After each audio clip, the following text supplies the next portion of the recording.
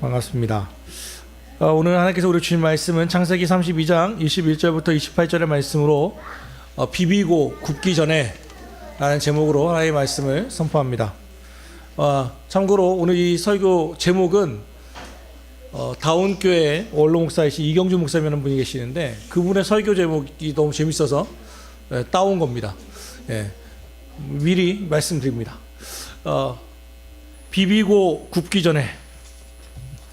여러분 식사기도 잘 하십니까? 식사기도 잘해요? 식사기도 하는 분? 안 하시는 분? 네, 안 하시는 분은 그냥 안 걸 합시다. 요즘 학교에 가보면 우리 때는 그래도 이렇게 식사기도 하는 친구들이 좀 있었는데 요즘은 정말 없다고 하더라고요. 지금 초등학교와 청소년부까지 가보면 3%라고 해요. 3%에서 4%. 그러니까 그 얘기는 반에서 한 명에서 2명 정도만 교회를 다니고 그 와중에 애들 앞에서 식사기도까지 하는 애들은 정말 더 약해진다는 거죠. 저희 때는 그래도 식사기도를 하는 게 가장 기본적인 신앙인과 비그리스도인을 구분하는 방법이었습니다. 정 아니면 이렇게 2초 안에 끝낼 수 있잖아요. 하나님 땡큐 하면서 먹을 수 있잖아요. 되게 짧게 하나님 땡큐 하면서 남들은 모르게 싹 먹을 수도 있단 말이에요. 그런데 저도 이렇게 식사기도를 하지만 하려고 했는데 잊을 때가 있어요. 분명 식사기도를 하려고 하다가 내가 식사기도를 했나 안 했나 헷갈릴 때가 있거든요. 언젠가 생각해 봤더니 딱 요거예요. 저 같은 경우에 비빔밥 먹을 때 막 비비다가 막 비비잖아요. 보통은 다 차려놓은 상태에서 기도하고 먹으니까 먹는데 비빔밥은 미리 하기는 좀 그렇잖아요. 그러니까 막 비벼요. 그러다가 잘 비볐는지 맛을 봐. 그러다가 먹어. 그러다 보면 내가 기도를 했나 안 했나 이게 헷갈리기 시작하는 거죠. 이제 내가 기도를 했나 안 했나. 또 하나가 뭐냐면 불고기나 고기 구워 먹을 때 고기를 이거 꾸다 보면 이게 잘 익었나 안 익었나 이렇게 먹다 보면 어느 순간에 끝났어요. 식사가 다 끝나버린단 말이에요. 그러니까 우리가 비빔밥을 분명히 식사기도를 한다는 건 너무 알고 있고 또 감사함으로 먹어야 한다는 것을 아는데 모든 일을 하기 전마다 우리 찬송가 우리 방 420장 불렀잖아요. 너 일하기 전에 기도하라. 이 찬양은 되게 유명한 찬양입니다. 그리고 우리가 모든 그리스도인들은 어떤 일을 하기 전에 기도해야 한다는 것을 너무도 잘 알고 있습니다. 그런데 마치 이런 일들이 비빔밥을 비비고 또 고기를 굽다가 정말 제일 중요한 기도를 빼먹고 있을 때가 많지 않나 그런 생각을 하게 됩니다. 우리의 일상의 삶을 살펴봐도 이럴 때가 너무 많이 있어요, 사실은. 왜냐면 집에서 저희 아이가 선율이가 가끔 열이 좀 잘 나는 편인데 애가 열이 나면 이제 머리가 아프잖아요. 그래서 온단 말이에요. 머리가 아파요, 아빠 이렇게 오면 저는 너무 신실한 목사니까 딱 이렇게 안수 기도를 해야 할 것 같은데 제가 제일 먼저 하는 게 뭘 것 같아요? 머리가 아파 이렇게 오면 냉장고에 먹다 남은 해열제가 있었나를 먼저 찾아요. 먼저 먹다 남은 해열제가 있는지를 먼저 찾아보고 없으면 그 다음 어떻게 해요? 정말 아파? 그러면 이제 걔 데리고 병원에 가는 거예요. 그러고 나서는 우리가 가는 데는 저기 3층에 있는데 애 병원 갔다가 내려가면 1층에 약국이 있어요. 약국에서 약을 찾아요. 그 와서 이제 약을 먹기 전에 기도해요. 하나님. 마치 비빔밥 같지 않아요? 보통 우리가 일하기 전마다 아프기 전에 우리는 기도해야 한다. 하나님은 치유의 하나님이라고 믿으면서도 정작 아이가 아프다고 하면 난리법석을 치죠. 먼저 해열제, 내가 할 수 있는 것들을 다 찾아봐요. 또 병원을 의지합니다. 그거 나서 겨우 한다는 게 하나님 이 약 먹고 꼭 낫게 해주세요. 기도하게 되는 거죠. 잠언서 3장 6절에 너는 범사의 그를 인정하라. 여기서 그는 하나님이십니다. 범사는 모든 일입니다. 너는 모든 일에 하나님을 인정하라. 데살로니가전서 5장 17절 쉬지 말고 기도하라. 분명히 성경은 우리에게 모든 일에 대하여 하나님을 인정할 것을 명령하고 있음에도 불구하고 우리는 우리의 생각대로, 마치 지난주 말씀처럼 나아만 장군처럼 내 생각대로만 살다가 어려움의 지경에 빠질 때가 종종 있는 것을 인정하게 되죠. 오늘 이 본문의 말씀에 보면은 이 야곱의 모습 속에도 바로 이 비비고 다 굳고 난 상태에서야 비로소 하나님께 나오는 우리와 똑같은 연약함을 발견하게 됩니다. 하나님께서는 바단 아람이라고 하는 자기 원래 고향으로부터 약 수천 킬로 떨어져 있는 곳에 자기 형 에서를 속인 죄로 도망가 버렸던, 그래서 20년 동안 타향 생활을 하면서 살았던 야곱에게 너 이제 네 고향으로 돌아가라고 하는 명령을 내리게 됩니다. 그는 20년 동안 그 어렵고 힘든 가운데도 불구하고 두 아내와 두 여종과 11명의 자녀를 얻었고 그의 풍성한 재산을 정말 많이 풍성하게 거두었습니다. 재산이 너무 어마어마했습니다. 그리고 나서 이제 하나님의 명령에 따라 자기 고향으로 돌아가려고 하는데 20년 전 풀지 못했던 그 원한을 풀지 못했던 그 에서와의 만남이 제일 걱정되기 시작합니다. 하나님의 말씀에 따라 가긴 가는데 내가 너와 함께 있으리라 약속도 하셨지만 여전히 그는 그 말씀에 신뢰하지 못하고 어떻게 하면 이 에서라고 하는 형의 마음을 풀 수 있을까 고민합니다. 심히 두렵고 떨리게 되죠. 특별히 먼저 종을 보냈더니 정찰하고 돌아왔는데 형 에서가 혼자 오는 게 아니라 약 400명의 장정을 이끌고 자기를 맞이하러 온다는 것을 알게 됩니다. 환영 인파치고는 너무 많은 숫자이지 않습니까? 이제는 그는 두렵고 떨리게 됩니다. 어떻게 할까? 우리 오늘 본문 위쪽을 잠깐 보면 야곱은 전략을 세웁니다. 먼저 에서를 위해서 예물을 택하는 겁니다. 선물 공세를 펴는 겁니다. 우리 본문은 위이지만 제가 잠깐 읽을게요. 야곱이 거기서 밤을 지내고 그 소유 중에서 형 에서를 위하여 예물을 택하니 암염소가 200이요 순염소가 20이요 암양이 200이요 순양이 20이요 전나는 낙타 30과 그 새끼요 암소가 40이요 황소가 10이요 암나귀가 20이요 그 새끼 나귀가 10이라. 뭐 듣기만 해도 많아 보이죠. 그러니까 자기의 재산의 일부를 거의 떼가지고 어마어마하게 해서 형 에서에게 보내는 겁니다. 그러니까 선물로 그 마음을 녹이겠다는 거죠. 야곱이 정말 머리가 좋은 사람이거든요. 그래서 근데 이 선물도요 한 번에 보내는 게 아니에요. 전략 두 번째, 분산 지속 투자예요. 한 번에 딱 보내면 안 돼. 한 번 보내고 두 번째 보내고 세 번째 보내고 때를 나누어서 보냅니다. 그 똑같은 말을 하게 합니다. 이게 뭐냐 이러면 우리 뒤에 야곱 주인께서 계시는데 에서님을 위하여 보내는 겁니다. 꼭 할 말까지 다 가르쳐 줍니다. 이렇게 얘기하라고. 그래서 첫째 보내고 둘째 보내고 셋째 보내는 거예요. 그러니까 자기 순한 거 수는 다 보내는 거예요. 그의 속셈이 20절에 나옵니다. 혹시 성경책에 갖고 계시면 20절 한번 읽어보실래요? 20절. 자, 시작.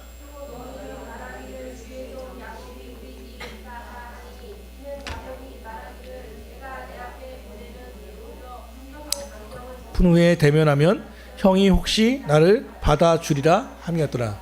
뭐예요? 욕적이. 요거예요. 형이 이 예물을 다 받은 후에 형의 마음이 푼 후에 대면하면 좀 살겠다. 이게 야곱의 속셈이었어요. 그의 전략이었어요. 그 와서는 두 아내와 두 여종과 11 아들을 야복나루에 다 내려놓고는 자기만 안 가는 거예요. 다 보내놓고서는 그리고 야복나루라고 하는 곳에서 하나님과 씨름하기 시작합니다. 여기서 씨름했다는 건 기도했다는 뜻입니다. 나의 아버지, 나의 할아버지 아브라함의 하나님, 나의 아버지 이삭의 하나님, 그에게 울부짖기 시작합니다.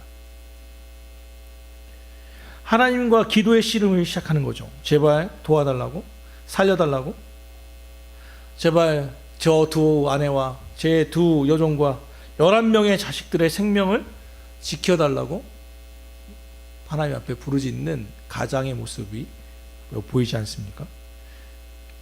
에서와 대면했을 때 에서가 야, 이 자식들이 누구냐라고 물어봤을 때 창세기 33장 5절을 보면 하나님이 주의 종에게 은혜로 주신 자식들이니다라고 고백을 합니다. 이 말은, 이 말씀을 고백하면 이게 누구냐면 이 자식들은 하나님의 은혜로 주신 자식들입니다. 그러면 앞에 어떻게 기도했는지가 짐작이 가잖아요. 하나님께 뭐라고 기도했겠어요? 이 자식들은 내 새끼들이 아니고 누구라고? 하나님의 자식들입니다. 하나님이 주신 은혜, 하나님의 은혜로 주신 자식입니다. 그러니까 뭐라는 거예요? 하나님이 책임져 줘야 합니다 라고 그렇게 기도했다는 거예요. 주님의 소유입니다. 주님이 주신, 은혜로 주신 아이들입니다. 그러니 지켜주세요 하지 않았겠습니까? 우리도 이와 같은 씨름을 할 때가 있죠. 하나님께 우리의 수를 다 써보고 안 됐을 때 최종적으로 하나님 앞에 엎드려 항복할 때가 있습니다. 아무것도 보이지 않을 때, 어려울 때, 저도 제 인생에 가장 어려웠을 때 불렀던 노래가 하나 있습니다. 여기 보면 저희가 11월 달에 추수감사절 찬양대회 있잖아요. 이번 추수감사절은 그렇게 진행됩니다. 찬양대회로 진행됩니다. 기관별로도 찬양할 수 있고 개인으로도 참여할 수 있고 가족도 참여할 수 있습니다. 예, 1등하면 10만 원이라고 공약을 내세웠습니다. 제가 그 얘기를 했습니다. 야, 1등하면 10만 원이야. 그랬더니 우리 선한이가 되게 건방진 모습으로 저한테 얘기했습니다. 아, 아빠 내가 1등이야 그거. 내 거야. 뭐 그러더라고요. 내가 웃겨가지고, 웃기질 않아가지고, 야 뭐야 그랬더니 하는 말, 아빠 내가 이 노래 부르면 아빠 무조건 1등이야. 왜냐하면 제가 가장 힘들었을 때 불렀던 찬양을 얘는 알거든요. 항해자라고 하는 노래입니다. 요것만 부르면 아빠 눈물 지직 흐른다는 걸 알기 때문에, 예, 심사위원인 아빠의 마음을 녹이겠다고 먼저 얘기해서 제가 얘기했습니다. 나 심사위원 안 한다. 심사위원은 아주 미정이지만 아무튼 그렇게 결정할 거다라고 얘기를 했습니다. 제 인생의 암흑기, 가장 나의 모든 수가 다 드러나고 내 바닥이 드러났을 때, 내 앞에 아무것도 보이지 않았을 때 불렀던 찬양이 바로 이 항해자라고 하는 찬양인데, 그 찬양에 보면 이런 가사가 있습니다. 주 나를 놓지 마소서, 이 깊고 넓은 바다에 홀로 내 삶의 항해의 끝이 되시는 주님이시여,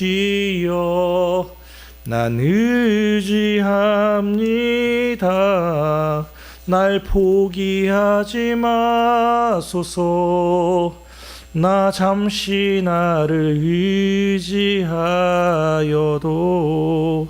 내 삶의 항해의 방향을 잡아 주시옵소서. 마지막 가사는 이것입니다. 이 깊은 바다에 날 홀로 버려두지 마소서. 주님, 나를 좀 놓지 마십시오. 이 깊고 넓은 바다에 홀로 내 삶의 항해의 끝이 되시는 주님이시여, 나는 의지합니다. 나를 포기하지 마십시오. 내가 비록 잠시 하나님을 의지하지 않고 나를 의지한다 할지라도, 방향을, 내가 목표로 하고 있는 방향을 표류하여서 잃어버리고 어디로 갈지 몰라 막막할지라도 내 삶의 항해의 방향을 좀 잡아주십시오. 그래서 이 깊은 바다에 좀 나를 홀로 버려두지 마십시오. 제 인생의 암흑기에 불렀던 찬양입니다. 그리고 이 가사에 제 마음을 실어서 하나님께 그렇게 부르짖고 기도하며 지냈던 시간들이 있었음을 기억합니다. 홀로인 것 같은 지독한 외로움과 천지 어느 곳에서 나를 도와줄 자 없는 막막함 가운데 이르렀을 때야 야곱은 하나님을 찾습니다. 저도 그랬습니다. 조금만 더 일찍 알았더라면 어땠을까요? 이 일이 닥치기 전에, 비비고 다 굽기 전에 그분의 뜻과 그분의 도움을 구했다면 어떻게 되었을까? 범사의 그를 인정하라, 모든 일에 그분의 소리에 민감했다면 어땠을까? 우리는 다 비비고 굽고 먹고 나서야 마치 아차 싶어 할 때가 얼마나 많은지요. 그렇다면 여러분은 어떻습니까? 여러분은 범사의 하나님을 인정하고 그의 소리에 민감하신 편이십니까? 우리는 왕왕 이런 실수를 하게 되지요. 그렇다면 사랑하는 여러분, 이쪽 저쪽으로 잔머리를 굴리다가 최후의 수단으로 하나님께 무릎 꿇는 야곱에게 하나님은 어떻게 반응하셨을까 궁금하지 않습니까? 만약 제가 하나님이라면 이런 야곱이 지 잔머리 다 굴리다가 실패하고 왔을 때 저라면 이렇게 얘기했을 겁니다. 왜? 계속 좀 머리 굴려보지. 안 되리? 잘 안 돼? 쌤통이다. 뭐 그랬을 것 같아요. 그래서 저는 하나님이 아닙니다. 우리 하나님은 그렇게 한 적이 없어요. 하나님은 신실하셨습니다. 야곱이 겸손하게 하나님 앞에 나왔을 때 마치 그를 기다렸다는 듯 그를 만나 주셨습니다. 하나님은 친히 야곱에게 나타나셔서 레슬링 한판 하시고, 하나님이 야곱을 거꾸로 들지 못하겠습니까? 그를 넘기지 못하겠습니까? 이건 마치 이와 같은 거죠. 제가 올해 아이와 선율이와 팔씨름하면 누가 이기겠어요? 그렇게 보여도 선율이요? 아무리 애가 통뼈이긴 하지만 그 정도는 아닙니다. 제가 이겨요. 그런데 경기를 해보면 얘가 이겨요. 왜요? 제가 져주거든요. 이 씨름은 바로 이와 같은 거예요. 하나님과 야곱의 씨름은 하나님이 당신이 아버지신 것을 인정하는 거예요. 져주는 거예요. 왜요? 그의 운명을 바꾸기 위해서. 그의 이름을 바꿨죠. 야곱이라고 했습니다. 야곱은 움켜쥐는 자라는 뜻이에요. 야곱은 태어날 때부터 왜 야곱이 되었습니까? 쌍둥이 에서 형이 나가는데 그걸 잡아버렸어요. 왜? 경쟁하는 자거든요. 내가 먼저 앞서겠다는 거예요. 그의 것을 탐하는 자였어요. 그런데 실패했죠. 그래서 그의 이름이 야곱이에요. 움켜쥐는 자예요. 마치 우리가 태어날 때 주먹 꽉 쥐고 태어나는 것처럼 야곱은 자기 것에 민감한 자이고 잔머리가 보통이 아니었던 사람이에요. 오죽하면 그의 형 에서가 장자의 축복권을 받아야 하는데 장자의 축복권을 엄마와 공모하여서 눈먼 아버지를 속여서 직접 축복을 받은 사람이에요. 그게 야곱이에요.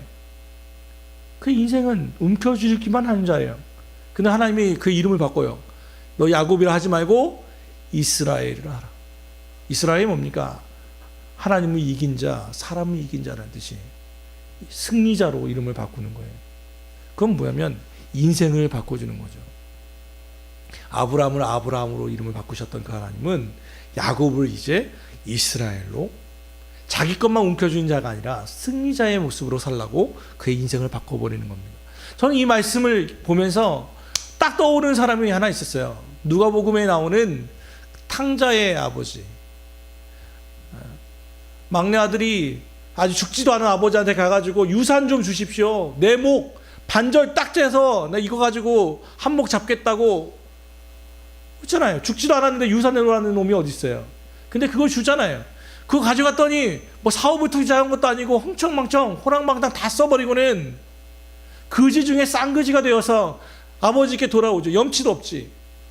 스스로가 염치가 없으니까 뭐라고 말하냐면 내가 아버지의 아들로서 일컬음을 받지 못하겠다.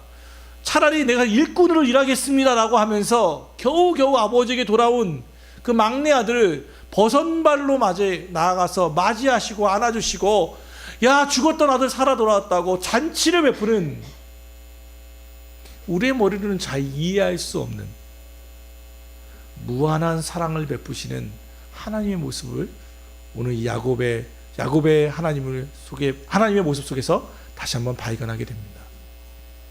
하나님은 그런 분이십니다. 하나님께 오지 않아서 문제이지 늦게 와서 문제인 경우는 거의 없어요. 다시 한번 말합니다. 하나님께 오지 않아서 지 멋대로 하다가 끝나서 문제이지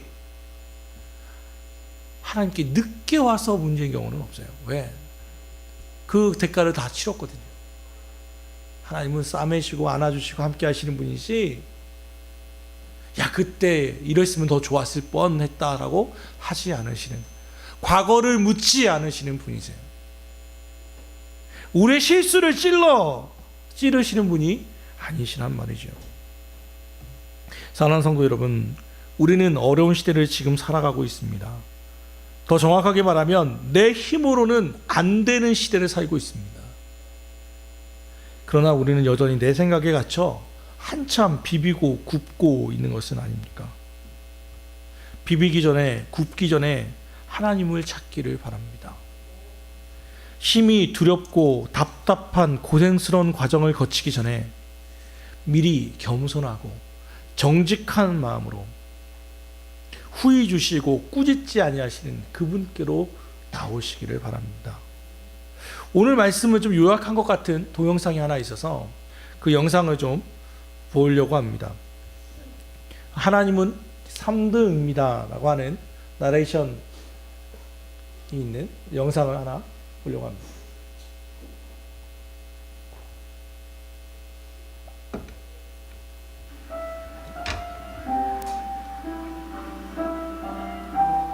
하나님은 3등입니다. 내게 하나님은 3등입니다. 1등은 하고 싶은 일, 2등은 해야 하는 일, 3등은 하나님 만나는 일. 하고 싶은 일 다 하고 해야 하는 일도 다 마치고 그 후에 여유가 있으면 하나님을 만난다. 하나님은 3등입니다.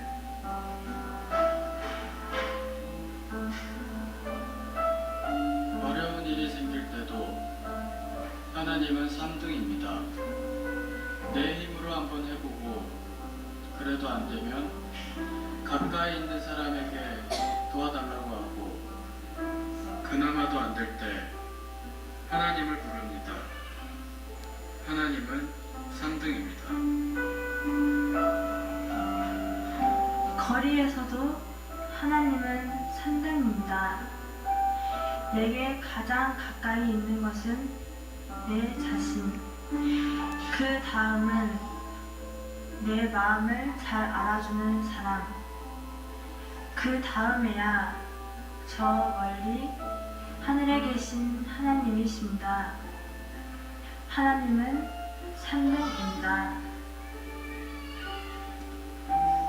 그런데 하나님께 나는 1등입니다. 무슨 일이 있어도 내가 부르기만 하면 도와주십니다. 내가 괴로워할 때는 만사를 제켜놓고 달려오십니다. 아무도 내 곁에 없다 생각될 때는 홀로 내 곁에 오셔서 나를 위로해 주십니다. 나는 하나님께 언제나 1등입니다. 나도 하나님을 1등으로 생각했으면 좋겠습니다. 만사를 제쳐놓고 만나고 작은 고비 때마다 손을 꼭 붙잡는 내게 1등으로 가까이 계신 하나님이셨으면 좋겠습니다. 내게 1등이신 하나님을 나도 1등으로 모시고 싶습니다.